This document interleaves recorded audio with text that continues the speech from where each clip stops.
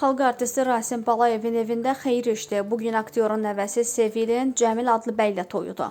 Bu barədə aparıcı Salih Bağırov sosial media hesabında yazıb. Məclis şəhər restoranlarından birində keçirilir.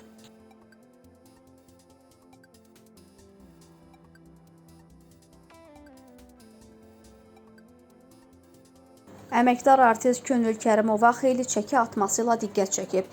İncəsəhər verilişinə qatılan müğənni istəyinə çatdığını deyib. O bildirib ki, sağlam qidalanmayla çəki itirib. Demişdim ki, arıqlayacam və itdim. Hələ yenə arıqlayacam. Elə rahatam ki, artıq çəki xəstəlikdir. Kərimova 15 kiloqram çəki atdığını bildirib.